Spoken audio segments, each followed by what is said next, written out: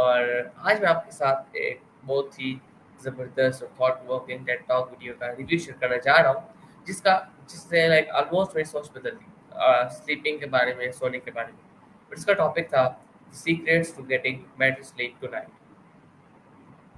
اور اس کے اسپیکر تھے جیمز لین ہارٹ. ہم سب جانتے ہیں کہ نیند ہماری زندگی کے لیے کتنی زیادہ ضروری ہے، لیکن جیمز نے اس بات پر زور دیا کہ صرف نیند کے گھنٹے اہم نہیں ہوتے، بلکہ ہم کس طرح سوتے ہیں یہ ہم سب سے زیادہ فرق ڈالتا ہے.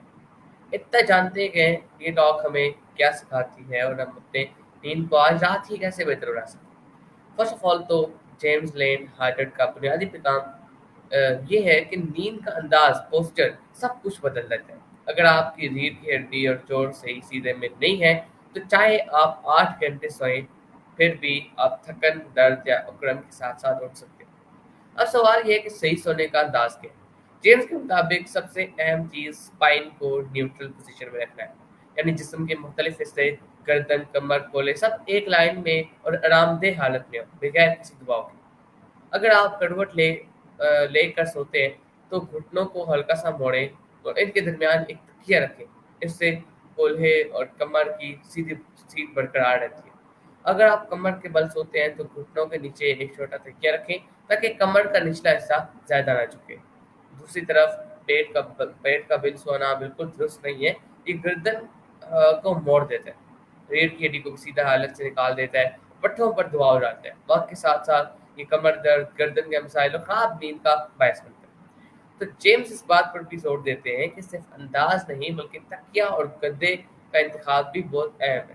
بہت نرم گدا جسم کو ڈھنسا دیتا ہے اور الائنمنٹ خراب کر دیتا ہے، جبکہ بہت سخت گدا دباؤ کو کم نہیں ہونے دیتا.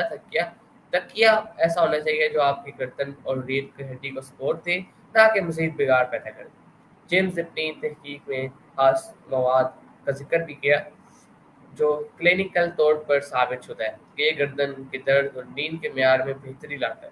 لیکن سوال یہ ہے کہ ہم سب اتنا اہم کیوں ہیں؟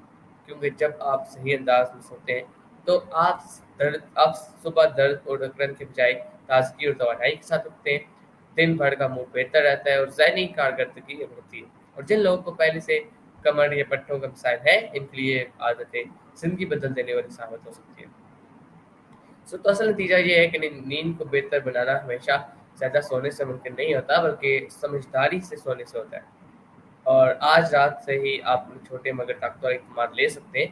کروٹ یا کمر کے بل سوئیں، پیٹ کے بل سونے سے گریز کریں، تکیے کو صحیح استعمال کریں. کروٹ کے لیے گھٹنوں کے درمیان اور کمر کے لیے گھٹنوں کے نیچے تکیے استعمال کریں، اور اپنے گدے یا تکیے کو چانچیں کہ آیا وہ آپ کے جسم کو صحیح سپورٹ دے رہا ہے یا نہیں. اگر آپ نے ان میں سے ایک بھی تبدیلی اپنا لی تو ممکن ہے آپ کے صحیح ایک نئی تازگی، توانائی کے ساتھ اٹھیں.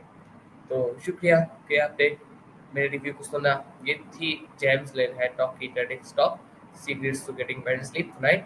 اور مجھے امید ہے کہ یہ معلومات آپ کی نیند کو بہتر بنائے گی اور مددگار بھی ثابت ہوگی. پھر ملوں گا ایک اگلی ویڈیو تک. اپنا خیال رکھیں، اپنی نیند کا خیال رکھ کر اس کو لطف اٹھائیں. اور تب تک کے لیے اللہ حافظ. اور آخر میں ہمیشہ کی طرح پاکستان زندہ باد. اللہ حافظ.